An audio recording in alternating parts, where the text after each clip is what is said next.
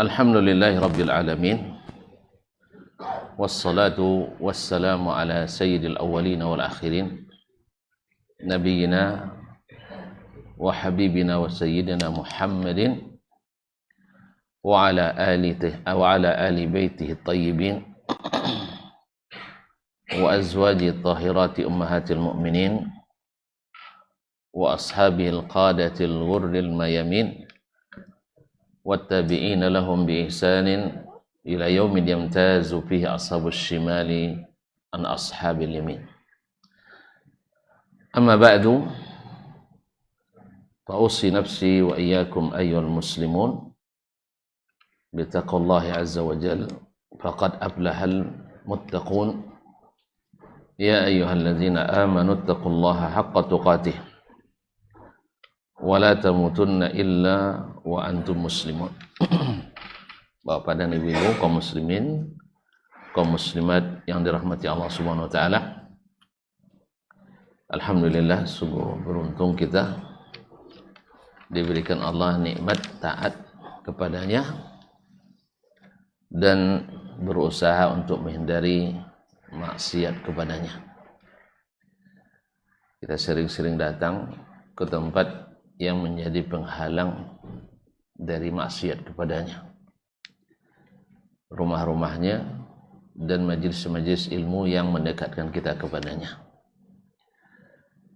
Mudah-mudahan kehadiran kita pada kesempatan ini menjadi bukti kita ingin mendekatkan diri dan mensyukuri atas segala nikmat yang diberi. Tentu dengan harapan sesuai dengan dijanjikan, la in syakartum la azidannakum. Kalau kalian bersyukur, pasti aku tambah nikmat kepadamu.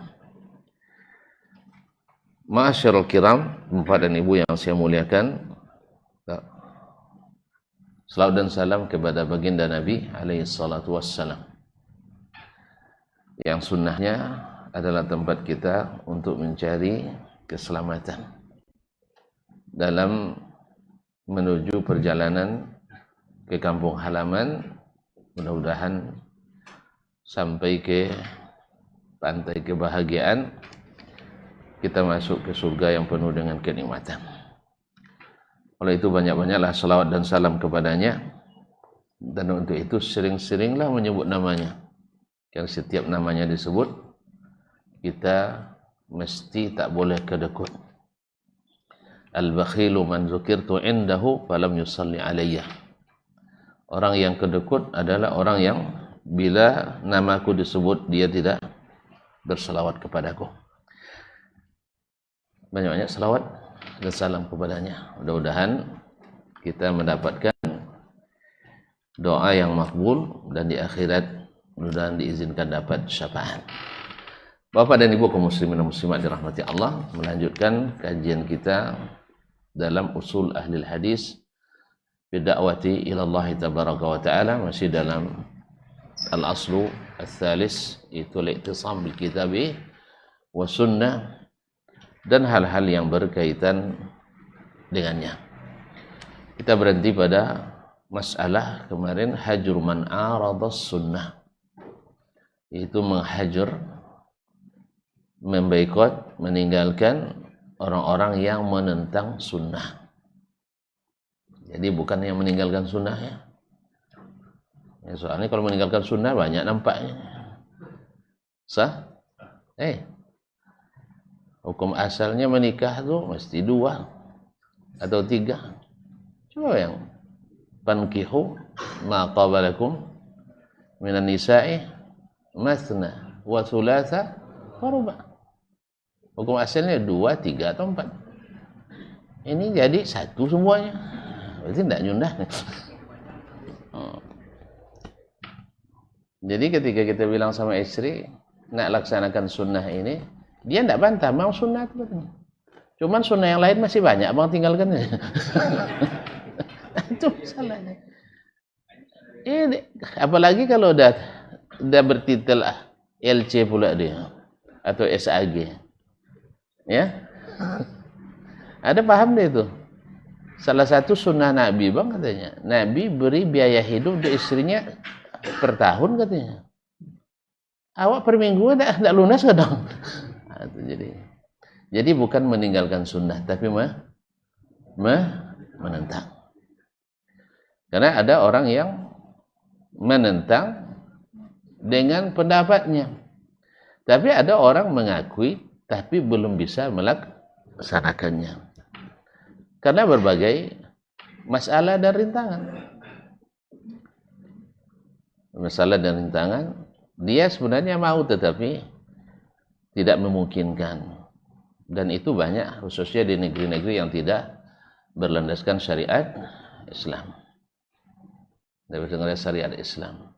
Tapi kalau di negeri yang alhamdulillah Islam syariat berjalan, alhamdulillah mereka tidak ada alasan lagi kecuali hanya karena ketidakinginan atau karena besok belum mencintainya. Wa zammur ra'yi wat taqlid, dan celaan terhadap ar-ra'yu, yaitu apa makna ra'yu? Pendapat. Maksudnya pendapat yang tidak mengikuti as-sunnah. Karena beliau menyebutkan hajuman arada sunnah. Orang yang menentang sunnah tentu dengan apa? Dengan pendapat. Dengan pendapatnya. Yang kedua, karena taklid buta kepada guru atau nenek moyang. Taklid buta. Dan dua-duanya ini menjadi penyebab utama kita tidak siap untuk berubah. Tidak siap untuk berubah. Makanya saya di awal kuliah selalu saya bilang sama anak-anak, kalian siap tidak berubah? Kalau tidak siap berubah, pulang aja. Iya, kalau waktu berangkat seperti itu juga, nanti setelah dapat pangkat gitu juga, berarti tidak ada perubahan. Lebih baik kalian jadi orang kaya daripada bertitel tapi tidak ada duit. Sah? Nah, makanya pergi cari uang. Mudah-mudahan dengan uang kalian nanti bisa mengkhidmat pada agama ini. Tapi kalau taklid buta, terbelenggu oleh amaliyah, ibadah, keyakinan yang tidak berasas, hanya karena ikut turun-temurun, dan diketahui, tidak sih berubah, tidak usah belajar. Sahih? Sama juga kalau kita ngaji, dan tidak siap berubah, habis-habis waktu, menghabiskan waktu. Makanya Abu Jahal dulu, karena tidak siap berubah, dia paham Nabi benar, dia sampaikan ke Nabi, saya tahu kamu itu tidak dusta Muhammad katanya. Cuman masalahnya kita dulu sudah bagi-bagi apa ya? Bagi-bagi tugas ya, bagi-bagi bidang. Bagian pegang kunci surga, ada ya? Kunci Ka'bah, langsung berharap pula tuh. Pegang kunci Ka'bah Bani Syaibah. Bukan Gus.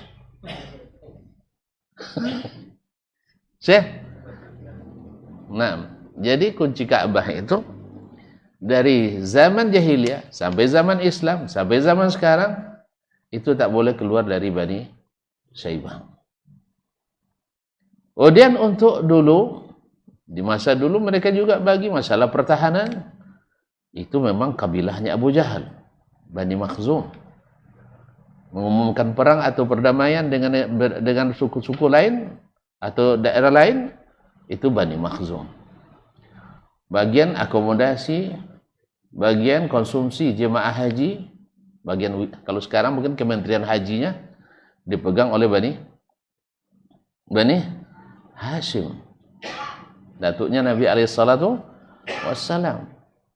Pengurus inti Masjidil Haram sebenarnya, tapi Nabi dipersekusi di Masjidil Haram. Jangan heran kalau banyak haji-haji juga. Karena dulu Haji Abu Lahab, Haji Abu Jahal juga menghalangi dakwah Nabi. Kan haji. Abu Lahab haji enggak? Ya Syekh, antum sekali aja deh haji dah bergelar haji. Dia tiap tahun haji. Berarti haji juga. Cuman haji musyrik. Haji musyrik. Dia haji. Karena orang haji kan ke Mekah. Dia orang Mekah. Haji enggak dia tiap tahun? Hah? Ada tuh catat dia tidak haji. Dia haji terus. Nah. Bahkan jadi pelayan tamu-tamu Allah. Pelayan tamu-tamu Allah. Mereka membanggakan itu. Makanya Allah jawab, aja'altum siqayatal haji wa imaratal masjidil haram kaman amana billahi wal yaumil akhir. Karena mereka banggakan Nabi SAW. Tahu enggak? Kami ini pengurus Masjidil Haram. Ada siapa? Nah, ini lebih kurang kan? Atau kami sudah banyak jasa melayani tamu-tamu Allah.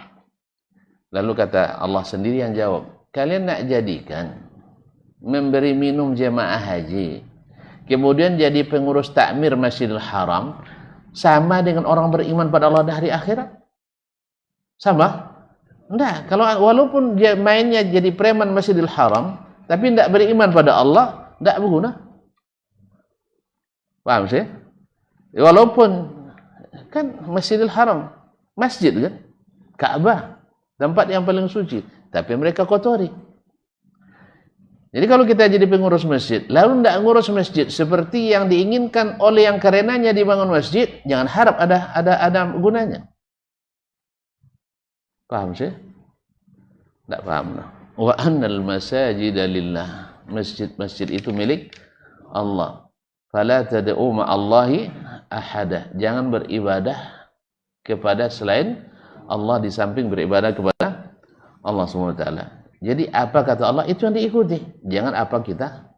Makanya selalu saya bilang mengurus masjid ya bukan hasirapan, tapi adalah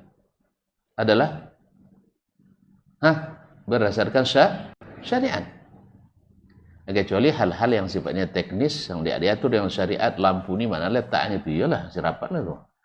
Ya, nak pakai namanya apa, yayasannya apa, iyalah. Tapi kalau untuk ibadahnya ya itu harus melalui syariat. Jadi jangan, itu bukan keputusan sarapan. Ini salat tarawih kita nanti gimana caranya? Nak pakai salawat nariyah atau salawat kamilah atau salawat apa? Tanyakan ke Rasulullah sallallahu alaihi wasallam. Jelas? Nah, tapi kalau masalahnya kuenya kue apa kita bawa, itu boleh rapat tuh. Mana tahu nak bawa makanan ke masjid. Tapi kalau untuk masalah ibadahnya, enggak. Tanyakan kepada Allah Subhanahu wa taala melalui Rasulnya sallallahu alaihi wasallam apa yang Allah inginkan dari kita dalam bulan Ramadan. Baik, saya kira dah jelas ya. Kalau dah jelas, sudah kita saja. Nah, lalu saya kemarin membawakan bahwa di antara mazhabnya ahli hadis adalah az-zajru bil hajar, memberi teguran dengan al-hajar, dengan meninggalkan atau dengan al-hajr, yaitu dengan membaikat, tidak menyapa, tidak berbicara, dan tidak duduk bersamanya dan sebagainya. Tapi sekali yang katakan hajar itu dilakukan bila ada manfaatnya. Kalau tidak ada manfaatnya, orang tuh tidak kenal sama kita, tiba dihajar aja. Dihajarnya kita nanti. Iya, orang tidak kenal. Kemudian antum hajar dia, awalnya nak ngaji, akhirnya tidak. Akhirnya mau ngaji, akhirnya tidak ngaji. Gawat pula ke azam tuh katanya, manangki kita aja orang semua katanya. Habis itu tidak nyapo kita. Salam tidak dijawabnya. Itu mau orang ngaji sama kita? Hah? Paham saya? Karena antum harus ingat, sahabat Nabi SAW atau Nabi SAW melakukan hajar kepada orang yang melakukan pelanggaran berapa kali? Ayo. Nabi SAW menghajar sahabat yang melakukan pelanggaran berapa kali? Hah? Sekalinya kan? Itu kisah Ka'ab bin Malik. Kalau kita mau ngaji sehari lah dihajar, semua ustaz dihajar juga. Itu yang masalah gitu. Jadi hajar itu bukan terapi utama, tapi terapi terakhir. Asal dah mulai ngaji, itu mencari orang mau dihajar semua. Itu tidak pas. Jadi harus, karena dia adalah untuk memberikan teguran. Awak belum pernah teguran sama dia, tiba-tiba sudah dapat teguran. Paham sih? Antum kepala dinas di kantor pariwisata menegur orang yang bekerja di dinas kebersihan dan lingkungan hidup, sah? Masuk? Tidak masuk. Antum layangkan surat pun tidak akan berguna. Jadi oleh sebab itu kaum muslimin dan muslimat, Nabi mempraktikkan hajar itu bukan sebagai senjata mainan, tapi adalah terapi yang diyakini bisa merubah orang itu. Dan alhamdulillah memang. Makanya Abdullah bin Ubay bin Salul dihajar sama Nabi. Abdullah bin Ubay bin Salul dihajar sama Nabi. Mana yang lebih parah sakitnya daripada Ka'ab bin Malik? Mana yang lebih besar, Pak? Abdullah bin Ubay lebih berbahaya. Tapi Nabi tidak menghajar. Karena tidak ada masalah disuruh. Dia hajar pun tidak akan berubah dia. Paham? Jadi hal itu kaum muslimin dan muslimat yang dirahmati Allah SWT. Jadi hajar itu manhaj betul. Tetapi bukan senjata mainan. Tapi adalah harus dipastikan manfaatnya ada dan tidak ada mudaratnya bagi dakwah. Allah musta'an. Jadi bukan tidak sahih. Sahih itu adalah manhaj. Cuman tidak semua senjata pemungkas dikeluarkan dari awal. Nah, kemudian beliau menyebutkan riwayat dari Abdullah bin Mughaffal. Dia punya saudara melakukan al-khazaf. Khazaf itu melontar dengan batu kerikil. Lalu dia bawakan hadis Nabi bahwa Nabi melarang khazaf. Kenapa? Karena tidak bisa dipakai untuk berburu dan tidak juga bisa untuk berperang melawan musuh. Sah? Tapi kalau kena mata buta. Berarti manfaat tidak ada, mudarat ada. Maka Nabi larang. Lalu besoknya ketemu lagi sama Abdullah bin Mughaffal. Abdullah bin Mughaffal ini sahabat Nabi SAW. Dilihatnya saudaranya itu masih melakukan yang dia larang itu. Berarti dia menentang. Karena apa? Karena larangan harus segera ditinggalkan. Kalau perintah kan tidak langsung dikerjakan, sah? Perintah misalnya tidak mesti dikerjakan langsung, tapi kalau larangan mesti ditinggalkan. Ini larangan Nabi SAW. Contoh perintah misalnya atau anjuran, Nabi bilang, "Ya Julaibib, ala tatazawwaj." Julaibib, tidak mau menikah kamu. Kata Julaibib, siapa mau nikah sama saya Rasulullah? Tidak ada badan, tidak boleh. Iya kan? Siapa mau nikahkan saya? Jadi dia belum melaksanakan. Karena anjuran itu kan bertingkat-tingkat. Sahih? Nah, tetapi kalau larangan harus ditinggalkan. Sekarang dia tidak mau tinggalkan, berarti dia menentang. Menentang. Kemudian juga riwayat dari Imran bin Husain radhiyallahu taala anhu, Nabi dia meriwayatkan bahwa Nabi mengatakan al-haya'u la ya'ti illa bi khairin. Malu itu tidak mendatangkan kecuali kebaikan. Lalu Bushair ibn Ka'ab mengatakan maktubun fil hikmah. Bushair bin Ka'ab bin Ka'ab al-Ahbar. Karena dia ayahnya dulu adalah mantan pendeta Yahudi. Masuk Islam. Tentu banyak buku-buku Israiliyat di rumahnya. Lalu dia katakan, faqala Bushair ibn Ka'ab, seorang tabi'i, maktubun fil hikmah, tertulis dalam buku hikmah, inna minal haya'i waqaran, wa inna minal haya'i sakinatan.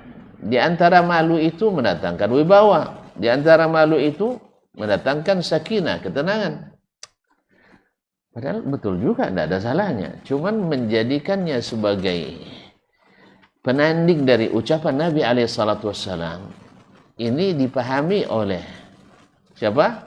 Imran bin Husain Antum tidak tunduk pada apa yang dikatakan Nabi alaihissalatu wassalam. Antum nak padankan perkataan orang dengan perkataan Nabi alaihissalatu wassalam. Membanding-bandingkan perkataan Nabi dengan perkataan orang lain, itu dianggap sebagai penentangan. Oleh itu dia bilang, "Uhadditsuka an Rasulillah." Saya sampaikan hadis kepadamu dari Rasulullah, wa tuhaditsu an sahibatik. Lalu kau bawakan apa yang kau dapatkan dalam catatanmu, buku hikmah. Wa fi riwayatin wallahi la uhadditsukum al-yawma bihadis. Demi Allah hari ini saya tak akan sampaikan hadis pada kalian. Jadi ada kalanya kalau Syekh dulu marah, dia tak sampaikan hadis. Hah? Pernah teman-teman dengar ini?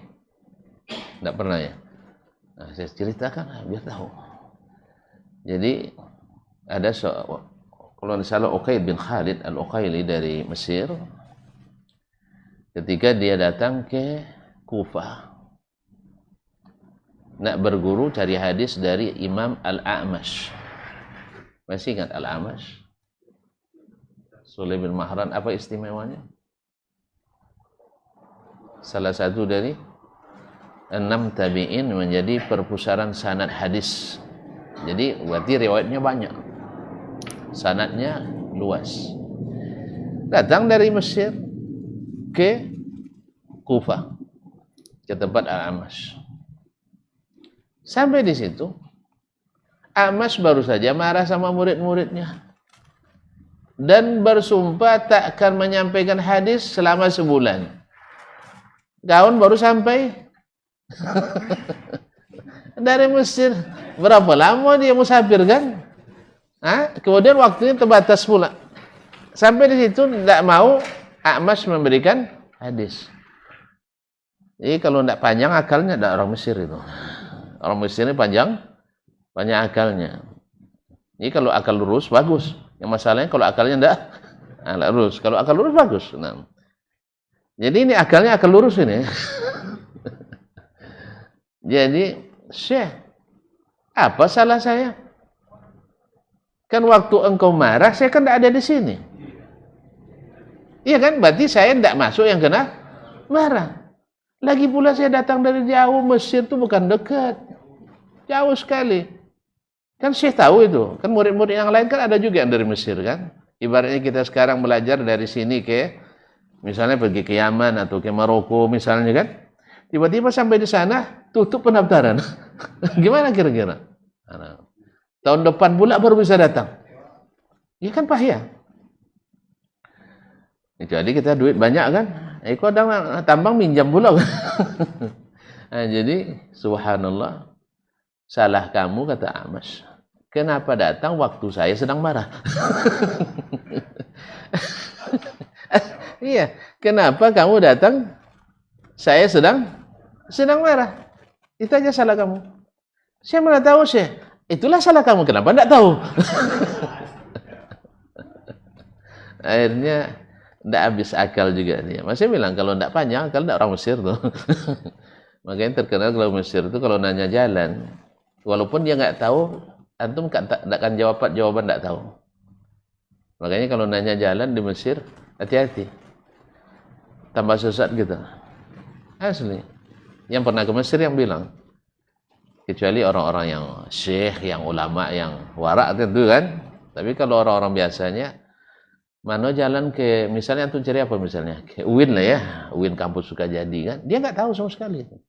Dia bilang, anta tartala min hina. Harusnya ke sini kan, dia turun sini. So, jidar, nanti tertumbuk ke dinding tembok, kan ada tembok sana. Lub yasar. Belok kiri. Akhir lub yamin.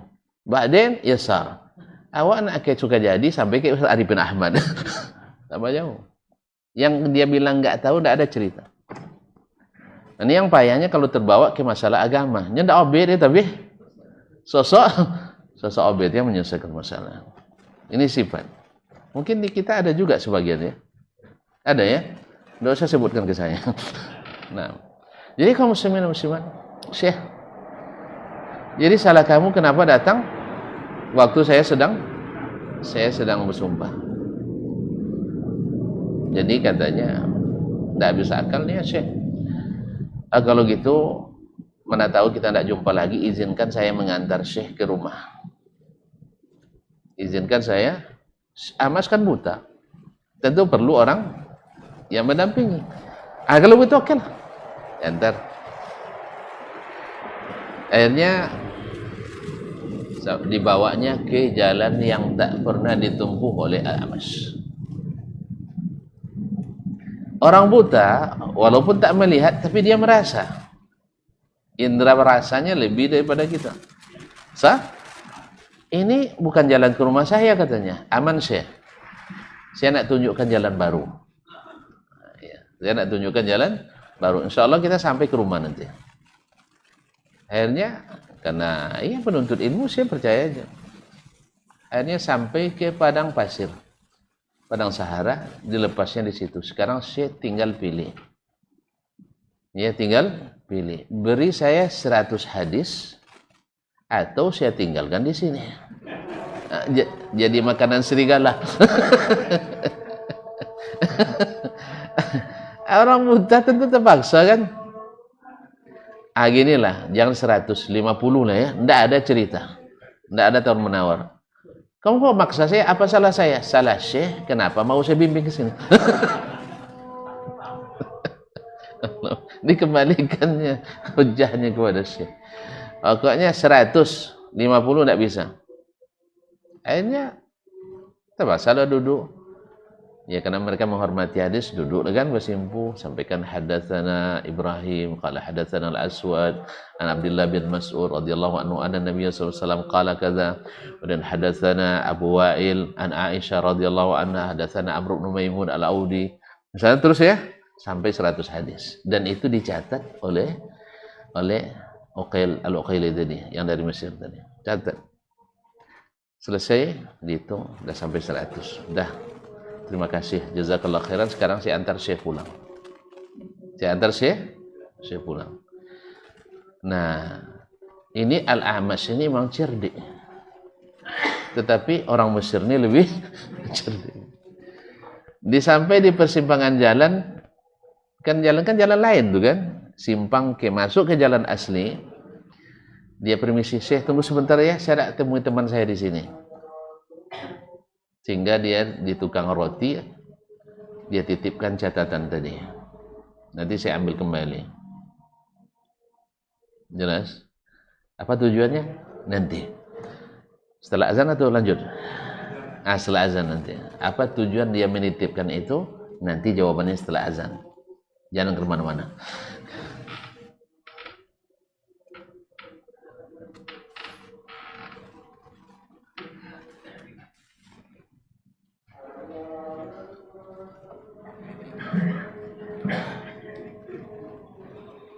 Allahu Akbar, Allahu Akbar.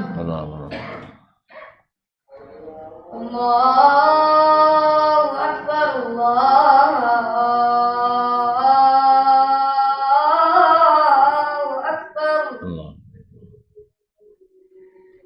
Asyhadu an la ilaha illallah.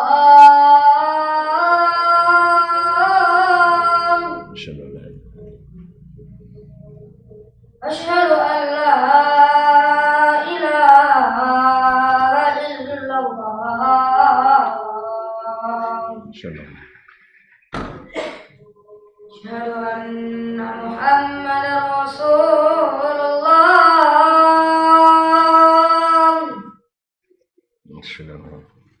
Asyhadu anna Muhammadar Rasulullah.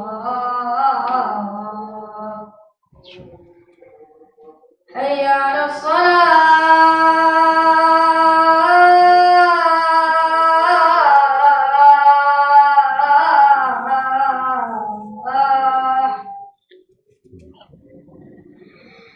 Hayya 'alas salah.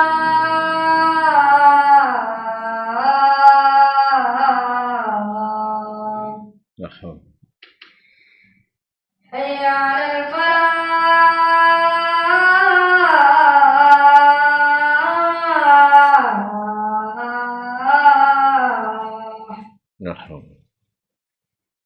Hayya 'alal falah.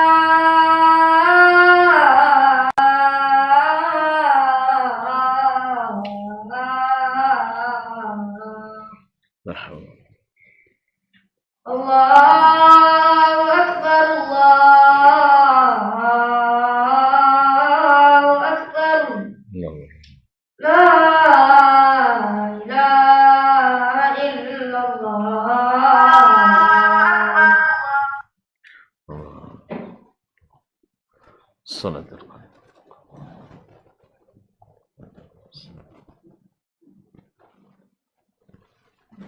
Taib kaum muslimin yang dirahmati Allah SWT. Jadi dia titipkan karena dia tahu A'mash pasti akan ambil kembali catatan itu. Karena memang A'mash itu terkenal ya salah satu strategi dia menguji kesungguhan penuntut ilmu. Jadi diuji dengan ujian-ujian berat. Ujian-ujian berat.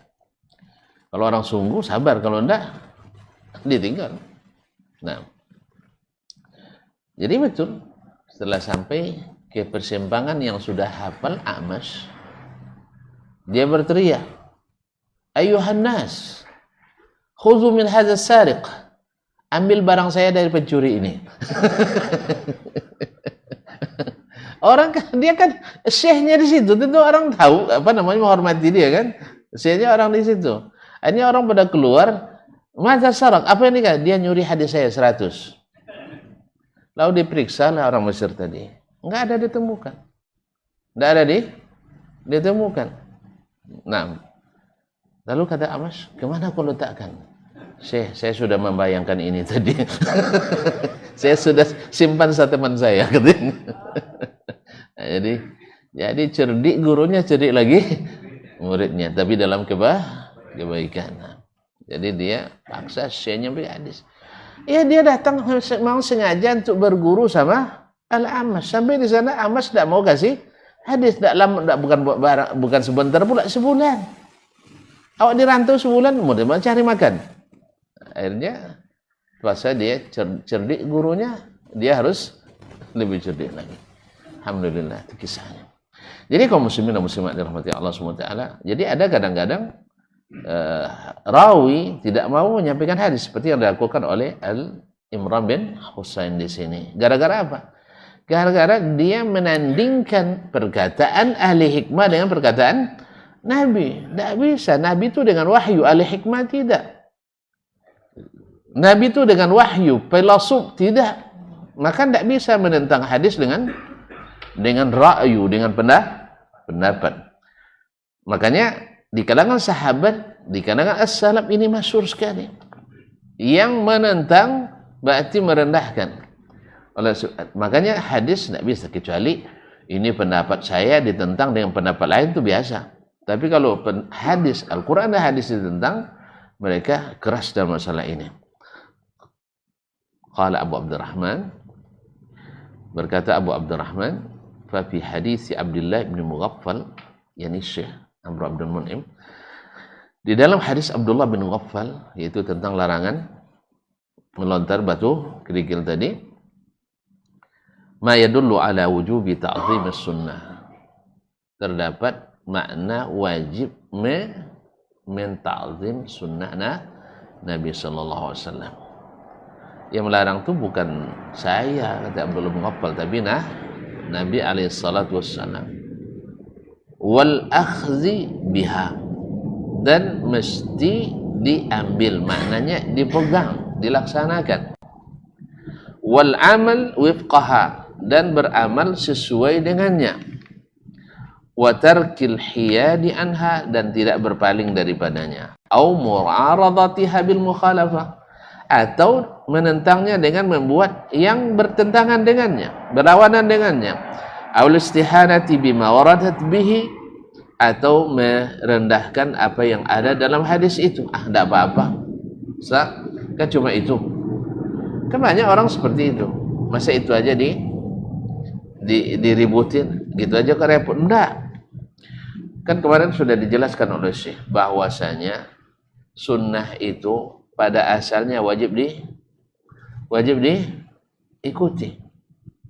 Di sisi hukum fikih ada yang sifatnya wajib secara fikih, berdosa kalau tidak ikut. Ada sifatnya fadilah, keutamaan. Dan kita sudah sering ingatkan dengan perkataan Imam Asy-Syafi'i rahimahullah, bahwa tidak mengikuti Nabi itu adalah maksiat sekalipun tidak berdosa.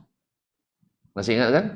Bahwa melanggar larangan Nabi, walaupun pelanggaran itu tidak ada sanksi, tapi terhitung maksiat kepada Nabi. Jelas?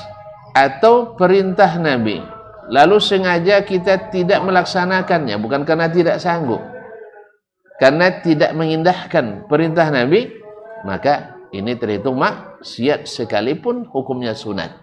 Tidak ada sanksi. Apalagi yang ada sanksinya. Jadi oleh sebab itu kaum muslimin dan muslimat, Abdullah bin Mughaffal sahabat Nabi sangat paham itu. Maka dia mengingkari dengan keras sampai dia katakan, saya tak mau lagi bicara denganmu. Tapi ingat sekali lagi, ini orang mentakzim sunnah di zaman itu dominan. Dominan. Kalau sekarang kita buat seperti itu, hajar-hajarlah, banyak kawanannya. Kami as-sawadul a'zam nih katanya. Tidak kekurangan kawan katanya. Nah, cuman pas kaji tidak ada juga. Nah. Fa inna as-sunan ats-tsabita 'an an-nabi sallallahu alaihi wasallam min jumlati at-tashri' alladhi laysa musliman ayatrakahu. Karena sunnah-sunnah yang sabit itu dari Nabi termasuk bagian dari syariat yang tidak boleh seorang muslim meninggalkannya. Au yahida anhu, atau berpaling daripadanya. Walidzalika faqad zajara Ibnu Mughaffal zalika ar-rajul. Oleh sebab itulah kenapa Abdullah bin Mughaffal menegur dengan keras laki-laki itu yang merupakan kerabatnya. Lamma ra'ahu qad arada sunnata bil mukhalafati, karena dia lihat sendiri orang itu menentang sunnah dengan tetap melanggar larangan Nabi yang terdapat dalam sunnah itu. Wa tarkal i'tidadi biha, dan tidak menganggapnya sebagai satu larangan yang harus diindahkan. Dan wal amala wifqa hada, meninggalkan beramal sesuai yang disebutkan dalam hadis itu. Wa amma hadisu Imran bin Husain radhiyallahu anhu, adapun hadis Imran bin Husain yang kedua, yaitu tentang Nabi mengatakan al-haya'u la ya'ti illa bi khair, malu itu tidak mendatangkan kecuali kebaikan, lalu ditandingkannya dengan perkataan ahli hikmah. Fadalla ala annahu la yajuzu darbul amthilati lis-sunnah. Ini menunjukkan tak boleh untuk membuat tandingan bagi sunnah. Jadi tidak boleh menjadikan yang lain sebagai tandingan bagi sunnah. Walal ihtijaj ala sihhatiha bima warada fi sufi alil kitab. Dan tidak pula menjadikan standar benar tidaknya sunnah dengan apa yang ada dalam kitabnya ahli kitab. Kalau sesuai dengan Taurat dan Injil, betullah sunnah itu. Kalau tidak sesuai, tidak betul. Tidak. Baik. إذ قد داخل هذه الصحف التحريف والتغيير. Karena apa? Sahifah-sahifah yang ada pada orang-orang ahli kitab itu sudah dirubah-rubah dan sudah diganti, sudah dimodifikasi. Wasyari'atu allati jaha biha Nabi sallallahu alaihi wasallam nasikhatun lima qalaba min asy-syara'i', dan syariat yang dibawa Nabi alaihi salatu wasallam menjadi penasakh yang mengamandemen semua syariat yang ada sebelumnya. Makanya usaha untuk menyatukan ketiga agama ini usaha sia-sia, adalah usaha batil, karena mencampurkan yang hak dengan yang batil. Yang ada adalah kalau tuan-tuan memang mencintai agama Allah, itu bukan menyatukan yang batil dengan hak, tapi adalah memanggil mereka masuk ke dalam Islam, bukan menjadikan mereka bersatu dengan alasan sama-sama turun dari Allah. Iya, sama-sama. Tapi waktu berlakunya itu sudah habis. Tonton kan paham, sebenarnya perlu diajar lagi. Undang-undang yang sudah diamandemen berlaku lagi. Kan tak berlaku lagi. Kenapa dia tak jual be? Gitu aja kok repot. Payah betul ngajarnya. Orang pintar-pintarnya kadang tuh payah ngajarnya. Dia paham segala yang sudah diamandemen tidak boleh dia berlaku lagi. Tentu nak berlakukan juga jadi temuan nanti. Kalau temuan oleh pemeriksa kita tidak masalah, betul. Tapi kalau temuan oleh malaikat bahaya. Tidak ada edisi revisinya nanti, karena buka catatannya di akhirat, bukan sekarang. Oleh sebab itu hati-hati. Kalau antum dengan perkara yang bisa direvisi saja hati-hati, apalagi yang tidak bisa direvisi. Makanya sekali lagi saya selalu ingatkan diri saya, jangan kerjakan sesuatu tanpa SK, tidak keluar gaji. Sah? Iya. Jangan kerjakan sesuatu tanpa SK, baik SK lisan maupun tulisan. So kalau tidak ada surat perintah pelaksanaan itu, nanti antum minta gaji dari mana? Siapa yang nyuruh kamu kerjakan? Yang kedua, harus sesuai speknya, SOP-nya. Harus ada ikut pedoman pelaksanaannya. Kalau tidak, nanti juga ditolak ketika ada pemeriksaan. Kan ada perintah umum salat, antum buat salat macam-macam. Tidak ada SOP-nya seperti itu. Atau zikir, ada SOP-nya. Atau menghidupkan nisfu Syaban, misalnya kan, ada SOP-nya. Fadilatnya mungkin ada, tetapi amaliyah itu dari mana antum dapatkan? Antum sudah semalaman tidak tidur. Nah, besok di akhirat bikin antum tidak tidur lagi, karena pusing memikirkannya. Mak, sejak umur 25 saya rutin nisfu Syaban, tiba-tiba catatannya nihil. Itu tidak qasiyah tidak? Tidak kesal kita? Nah, makanya pastikan ya ada SK, tapi juga harus sesuai dengan SOP. Memang bulan Sya'ban ada keutamaan, tidak diragukan. Tapi SOP-nya pelajari dari Nabi SAW. Jangan bikin sendiri-sendiri. Nah, kau baca Qul huwallahu sungsang lah kadang. Tahu Qul huwallahu sungsang? Allah musta'an. Jadi meyakini hal-hal yang tidak terdapat dalam SK dan SOP-nya. Akhirnya speknya tidak seperti yang diperintahkan. Tonton tahu tuh, cuma tidak mau ngambil pelajaran aja. Bikin proyek jembatan, flyover, tidak sesuai dengan speknya. Jadi juga jembatan, orang udah lewat semua, awak kena periksa. Apa sebab? Tidak sesuai speknya. Uang udah menikmati lewat, awak menikmati diperiksa.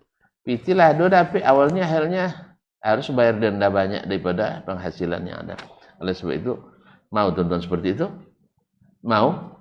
Awaklah Rasul, cinta Nabi wanonya, tiba-tiba datang di hadapan Nabi, Nabi berpaling. Nah, gimana tuh? Datang bertemu Nabi nanti di depan telaga, Nabi berpaling dari kita, senang?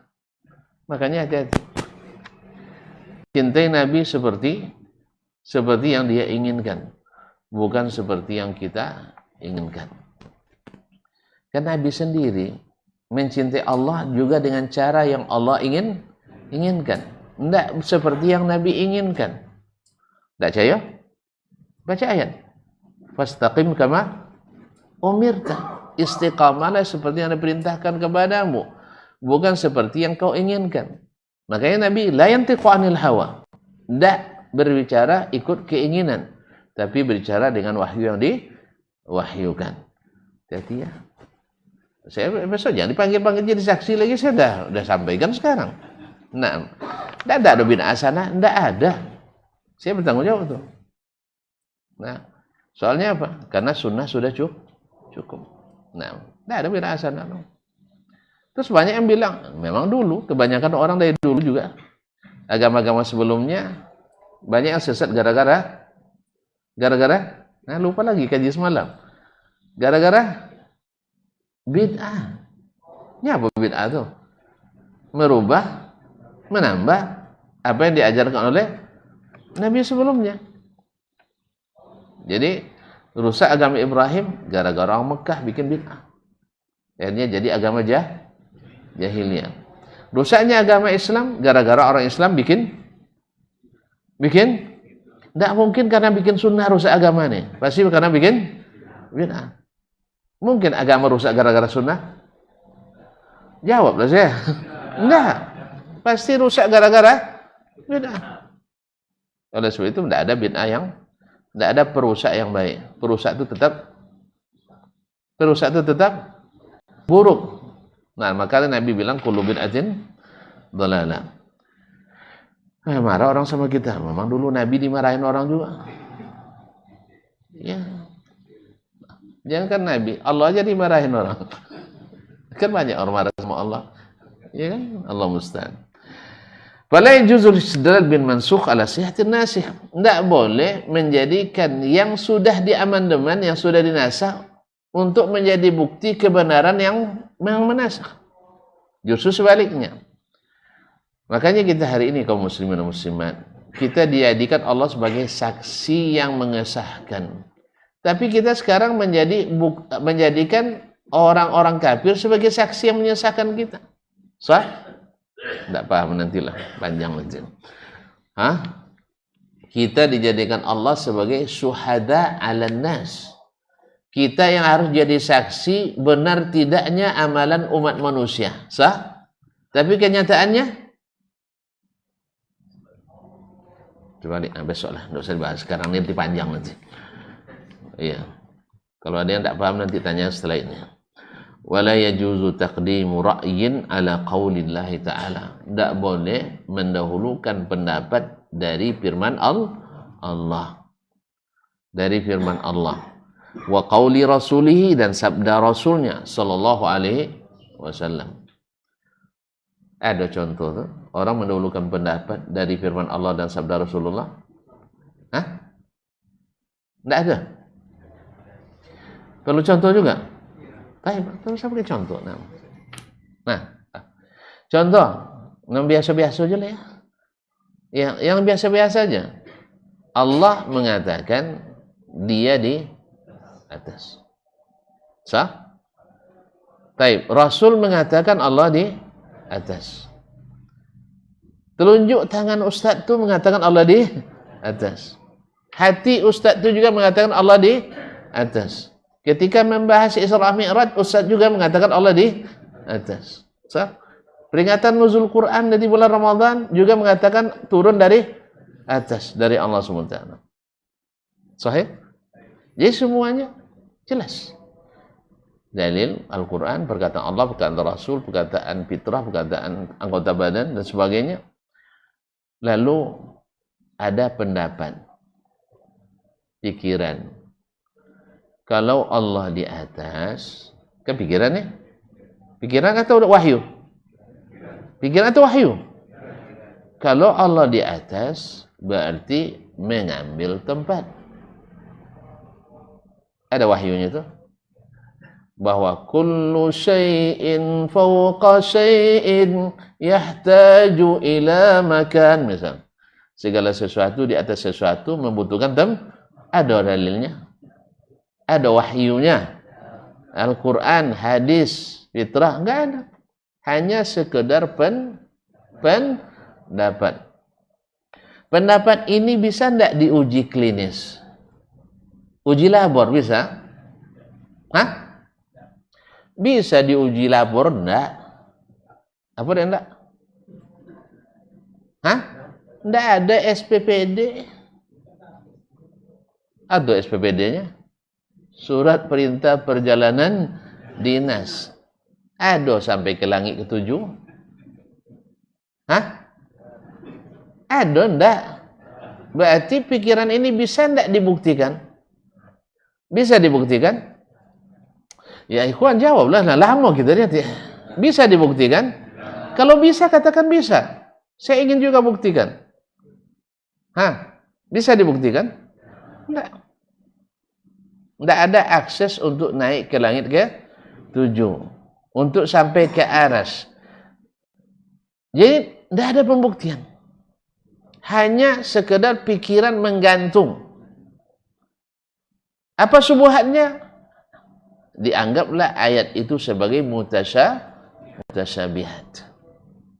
Masa 2000 lebih dalil mutasyabihat semuanya. Hanya satu, laisa kamitslihi syai'un. Sambung ke ujungnya, wa huwas samiul basir. Allah mendengar, maha melihat. Kalau antum beralasan menolak Allah di atas dengan alasan dia mesti ngambil tempat seperti makhluk, kenapa antum tidak bilang kalau dia melihat mesti juga punya mata? Tapi antum mengingkari Allah punya mata. Pada konsekuensinya melihat harus punya mata. Ma'asyarul kiram dirahmati Allah. Jadi semuanya pikiran yang tidak bisa dibuktikan. Hanya pikiran, sekedar pikiran. Nah, kalau yang demi ini berarti dia hawa. Lahir dari akal. Lalu bertentangan dengan berita yang pasti benarnya. Dari siapa? Dari Allah. Oh, enggak, mungkin enggak itu maksudnya. Kita tanya tafsirnya ke Rasulullah sallallahu alaihi wasallam. Ternyata Rasul menafsirkan yang sama dengan yang ada dalam Al-Qur'an. Sahih? Sahih? Lalu kita tanyakan juga ke ahli bahasa. Apa makna istawa? Oh, istawa itu banyak arti Ustaz. Nah, menguasai setelah sebelumnya tidak menguasai. Bisa makna ini disampaikan ke Allah Ta'ala? Hah? Dulu aras lu tidak dikuasai di Allah Ta'ala, sudah itu dikuasainya. Boleh?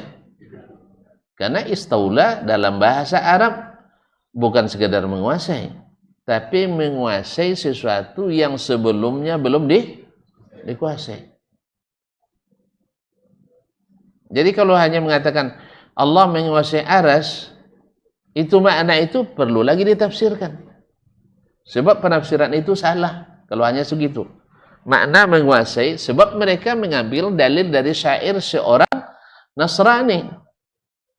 Istaula Bisrun 'alal Iraqi min ghairi. Teruskan. Min ghairi qatlin wala damin mihraqi. Si Bishr menguasai Irak.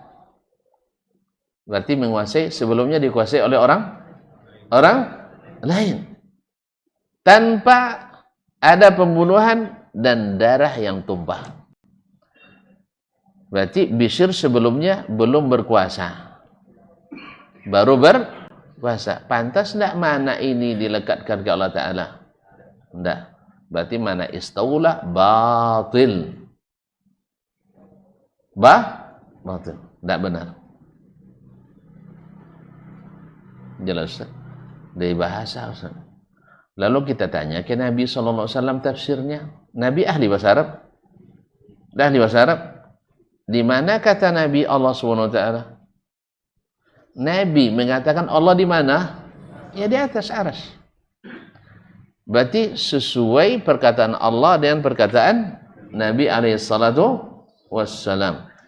Lalu kita tanya pula kepada para sahabat. Ada sahabat yang tidak paham makna istawa? Kata orang tuh, sahabat tuh mufawwid semua, tidak paham bahasa Arab, dah awak yang pahamnya. Lucu kaum muslimin mana? Itulah kalau hawa diperturutkan, kebenaran itu tak terlihat di depan mata. Oleh sebab itu jangan ikut hawa. Karena hawa itu bikin buta. Karena mata buta, karena hati mati. Lalu kita tanya pula kepada para tabi'in yang ikut sahabat, bukan yang ikut sobat-sobat.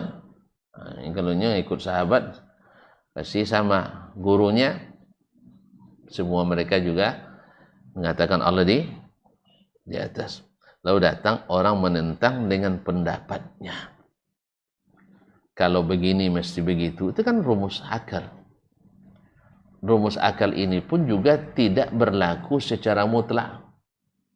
Karena sudah sering kita sebutkan, banyak sesuatu di atas sesuatu tidak menempati yang banyak sesuatu di atas sesuatu tidak menempati yang di bawahnya. Kenapa antum katakan kalau Allah di atas aras mesti menempati aras yang di bawahnya? Paham? Kan mereka takut mengatakan Allah di atas aras. Karena kalau di atas aras berarti menempati aras. Kalau menempati berarti membutuhkan aras. Banyak makhluk di atas makhluk tapi tidak menempati makhluk yang di bawahnya. Masa Allah antum paksa? Makhluk saja bisa tidak menempati, masa Allah tidak bisa. Berarti akal antum sedang bermasalah. Akal sedang bermasalah. Kenapa? Menentang qaul Allah wa qaula Rasulillah. Ini kalau udah mulai main akalnya tuan-tuan capek saya lihat.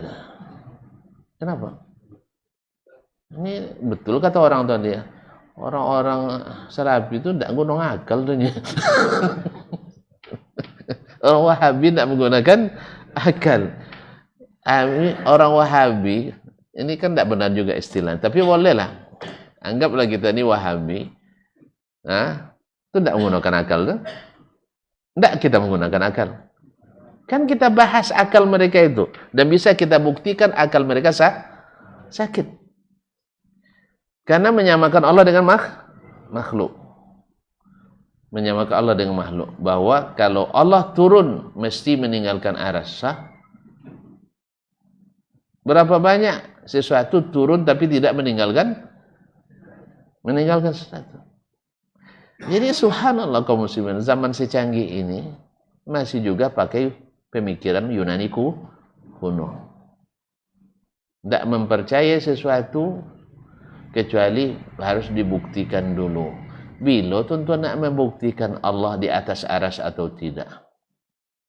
Nak membuktikan kullu bid'atin dhalalah aja tidak bisa pun. Ini kabarnya bisa waswujud Nabi. Kan banyak tuh syekh-syekh Habib-Habib yang bisa baca salawat bertemu Nabi. Saya nak ingin kalau boleh ajak saya sekali saja. Numpang. Sebab saya nak nanya langsung ke Nabi, ya Rasulullah, inilah poning kami. Menurut kawan-kawan Wahabi, kullu bid'atin dhalalahnya. Menurut kawan-kawan Aswaja, laisa kullu bid'atin dhalalah. Kok seluruh dunia berdebat masalahnya? Tolong putuskan ya Rasulullah. Ya sama-sama kita dengarkan, nanti disiarkan live. Ya kan, melalui FB, melalui TikTok, semua aplikasi masukkan. Kalau benar bahwa dengan baca salawat itu Nabi turun atau Nabi keluar dari kuburnya, saya nak saksikan. Oh enggak, itu ilmu khawas saja. Ajarkan saya ilmu khawas tuh. Ya, saya ikuti peringkat demi peringkatnya nanti. Tapi tolong jangan ajarkan ilmu sesat enggak. Ilmu setan yang datang. Memang setan tidak bisa menyerupai Nabi. Tapi setan bisa ngaku-ngaku jadi Nabi. Setan tidak bisa menyerupai Allah. Tapi setan ngaku-ngaku jadi Tuhan ada. Masalahnya tuan-tuan kadang-kadang datang setan ngakunya Nabi. Angguk-angguk kan. Itu barangkali itu masalahnya. Supaya dianggap wali majzum. Jadi memang hadis mengatakan syaitan tidak bisa menyerupai Nabi. Tapi syaitan datang ke orang tidak berilmu atau orang-orang yang suka khurafat, ngaku jadi Nabi sering. Bahkan ngaku jadi Tuhan sering. Makanya kalau ada nyebut ilmu kasyaf, itulah ilmu ulu kasuk tuh. Ya. Dikatanya bisa bertemu langsung dengan Allah. Syaitan yang datang mengaku jadi Tuhan. Buktinya apa? Mereka dapat rekomendasi tidak perlu sholat lagi. Kemudian kalau nikah boleh tidak? Boleh dengan mahram. Memang kalau yang sesat-sesat itu macam-macam melakukannya. Ada yang sampai bisa membolehkan menikah dengan putri kandungnya sendiri. Apa sebab? Sudah dapat ilmu ulu kasuk. Ya, mungkin di tempat kita mungkin tidak ada. Tapi ada sering juga terdengar. Nah, gara-gara ke tidak berilmuan tadi. Datang syaitan ngaku jadi Tuhan. Disebutlah dengan ilmu ulu kasuk, ilmu kasyaf namanya. Kasyaf itu terbuka hijab. Pak subhanallah. Muhammad sallallahu alaihi wasallam sayyidul awwalin wal akhirin, sayyidu waladi Adam, tidak dapat kehormatan itu. Kok buya dapat kehormatan itu. Itulah makanya kita katakan pendusta. Nah, kalau tidak tolong buktikan. Kan zaman canggih nih, tolong rekam. Jangan matunya direkam, Nabi itu direkam. Nah, tidak bisa melihat kecuali wali saja. Hanya main akal-akalan lagi. Tidak tahu wali kecuali wali. Itu apa jangan datun. Itulah rahasia perusahaan tuh. Rahasia perusahaan. Tidak akan bisa mengenal wali kecuali wali. Ayo apa? Ini itu memang kalau itulah mati kasih yang dilokok. Lah mati labi uncang dirantang. Tak paham ya. Itu harus balik kampung biar paham. Nah, jadi kaum muslimin dan muslimat dirahmati Allah. Jadi tidak boleh mendulukan pendapat. Kata Pak tadi, pendapat tidak membolehkan Allah di atas aras. Pendapat kan? Kalau wahyu mengatakan Allah di atas aras. Ya sih maknanya ndak itu dah. Di mana untuk belajar? Di bahasa sudah kita buktikan tadi sebagiannya ya. Saya tidak mau perpanjang masalah itu lagi, memperpanjang. Di semua jenis makna bahasa dalam kamus, ampun ada sabutnya sabut itu dah semana pandai bahasa Arab deh. Hanya orang mau tahun tinggal di Arab. Ketika acara juang Arab, awak aja di MC jadi benernya mah. Ada pandainya bahasa Arab. Inyo di pondok aja nya pandai bahasa. Itu dia. Tengok kamus mana istawa tu. Tidak ada non sesuai dengan Allah Ta'ala kecuali ala wartafa. Nya sawwa dengan makna meluruskan, menghaluskan. Allah Ta'ala bengkok tanya, lalu diluruskan. Atau istawa ala suqihi, tegak kokoh setelah sebelumnya lemah. Ini contoh adalah tanaman. Tanaman awalnya tumbuh, lemah, habis itu punya batang, habis itu tegak. Istawa ala suqi, punya batang. Bisa arti tukar ke Allah Ta'ala? Bukan tak tahan tu dia dasman arti itu, tapi tak patut sahabat dah, tu masalah. Fahamnya? Ini kadang para ulama kan menyebutkan makna yang patut saja. Atau tadi maknanya menguasai sebelumnya tidak dikuasai. Tak je patut disahabat arti itu dah. Karena makna salah. Maka yang kita sebut ala wartafa. Agak cenderung ada pandai bahasa Arab ni. Fahamnya? Betul. Tak perlu cara dulu je. Nah, awak no lama di Arab tak pandai bahasa Arab. Jadi pondok je nya pandai bahasa Arab. Mana pandai awak? Uang belajar bahasa Inggris ke awak Inggris daripada belajar bahasa Inggris ke dasman mana pandai kah? Hah? Kayaknya dia dulu garau bahasa Inggris weh. Tapi tidak pandai bahasa Inggris.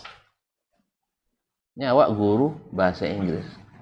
Tapi tidak pandai bahasa Inggris. Tapi kodoknya langwang Inggris. Salah artinya tata bahasa. Ada datang mah Inggris lah. Asih tiap awak cakap suruh dia ulang doang. Jadi kaum muslimin dan muslimat dirahmati Allah SWT. Jadi tidak boleh mendahulukan pendapat terhadap perkataan Allah dan Rasul. Allah berfirman, "Wa ma kana lil mu'minin wa la mu'minatin idza qadallahu wa rasuluhu amran ay yakula lahumul khiyaratu min amrihim wa may ya'sillaha wa rasulahu faqad dhalla dhalalan ba'ida." Ini bahaya kaum muslimin. Tak patut seorang mukmin dan seorang mukminah apabila Allah memutuskan dan Rasulnya memutuskan suatu perkara, mereka memilih pilihan lain. Sekarang Allah mengatakan ini, Rasul mengatakan yang sama. Antum pilih keyakinan yang lain. Boleh? Tak boleh.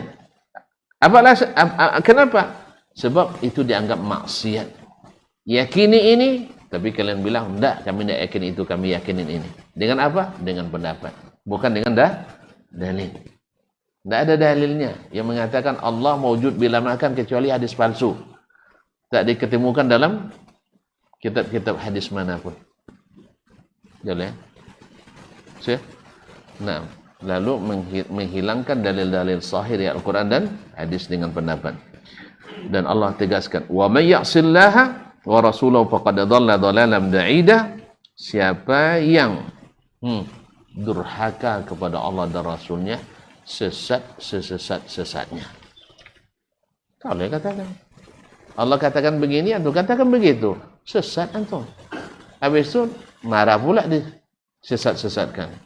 Sehingga keluar istilah sesama sesat. Tak boleh saling menyesatkan. Yang tahu sesat itu yang tahu jalan yang tidak sesat. Kalau sesama sesat, itulah tidak boleh saling menyesatkan. Yang tahu yang salah, yang tahu yang benar. Yang sama salah, jangan saling menyalahkan. Makanya ahli sunnah tidak ada istilah tidak boleh menyesatkan. Ahli sunnah tidak ada istilah tak boleh menyalahkan. Tapi yang ada adalah salahkan yang salah, benarkan yang benar. Wala talbisul haqqa bil batil. Jangan campur adukan yang hak dengan yang batil. Seorang alim wajib jujur kepada masyarakatnya walaupun tak diikuti. Karena kewajibannya adalah menyampaikan, bukan harus diikuti. Tapi kalau antum katakan yang benar ini yang saya amalkan, tapi ada orang mengamalkan berlawanan, itu saya bolehkan juga. Antum tidak jujur. Tidak jujur. Katakan yang itu tidak ada dalilnya. Nah, tapi kalau tidak diikuti, itu urusan lain. Tapi katakan itu tidak ada syariatnya. Tidak di Al-Quran, tidak di hadis, tidak di amalan sahabat dan tabi'in. Sah? Katakan itu batil. Selesai. Sehingga orang dengan ilmu mengikuti, bukan dengan hawa dan nafsu. Awak disuruh ngamalkan, tak mau ngamalkan, tapi masyarakat dibolehkan aja. Apa sebab? Ya, tak boleh nyalahkan yang salah dong. Terus nyalakan betul? Boleh. Menyalahkan yang betul boleh. Kan katanya tak boleh saling menyalahkan. Tahu apa solang tahu ya? Kita kena salahkan terus. Nasallallahu alaihi wasallam. Baik, kita sambung besok aja lah ya. Dah boleh loloyo nampaknya. Oh puasa. Yalah, alhamdulillah. Kita sambung besok insyaallah taala.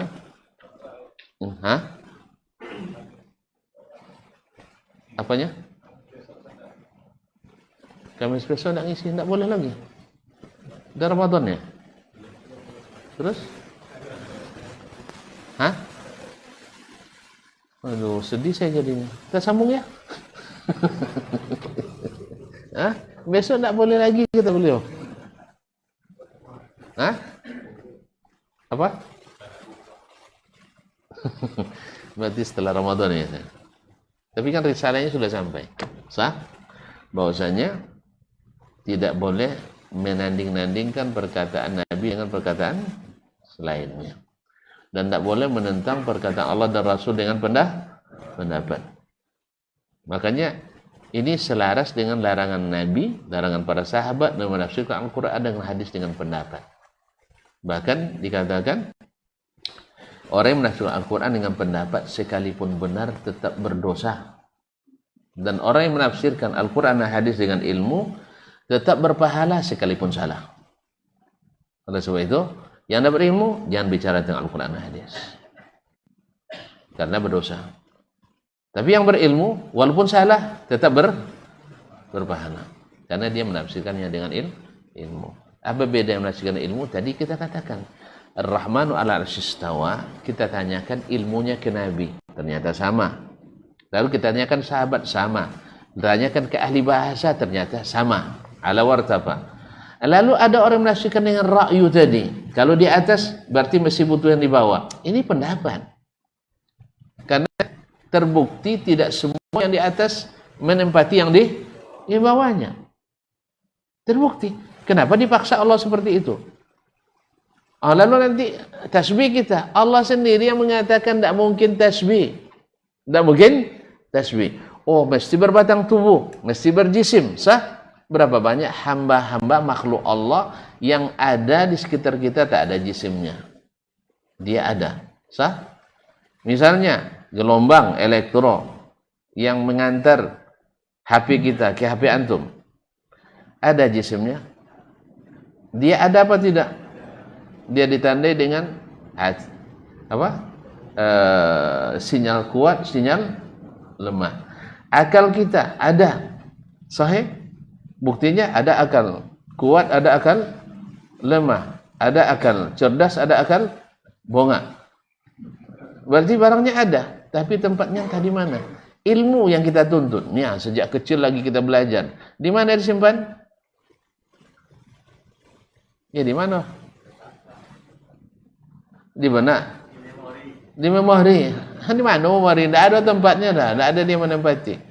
Tidak ada jisimnya juga, tidak ada jisimnya. Malaikat juga ketika dia tidak berbentuk kasar, tidak berjisim dia. Sah? Jadi ada itu kaum muslimin dan muslimat dirahmati Allah SWT mengatakan kalau Allah di atas mesti berjisim, berarti mujassimah kita ini juga adalah pendapat semata. Tidak ada dalilnya. Tidak mungkin kita menghapus dalil-dalil Al-Quran dan Sunnah hanya dengan sekedar pendapat. Inilah pembeda asasi antara ahli sunnah dengan ahli ra'yi wal hawa. Jelas? Jelas berarti antum ahli sunnah atau ahli hawa? Ahli sunnah. Kenapa? Karena ikut sunnah. Yang ikut pendapat ahli hawa karena dia ikut pendapat dan hawa. Wallahu a'lam. Cukup sampai situ dulu ya? Cukuplah dulu, besok lagi lah. Nah, wabillahi taufiq wal hidayah. Wallahu taala alam. Wassallallahu ala nabiyyina Muhammadin wasallam. Wassalamualaikum warahmatullahi wabarakatuh.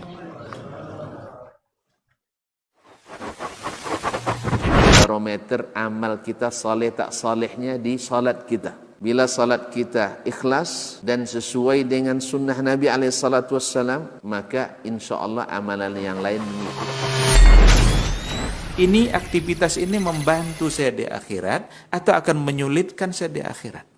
Kalau seandainya perbuatan itu ternyata akan menyulitkan kita di akhirat kelak, tinggalkan perbuatan itu. Anta ni'mal jund.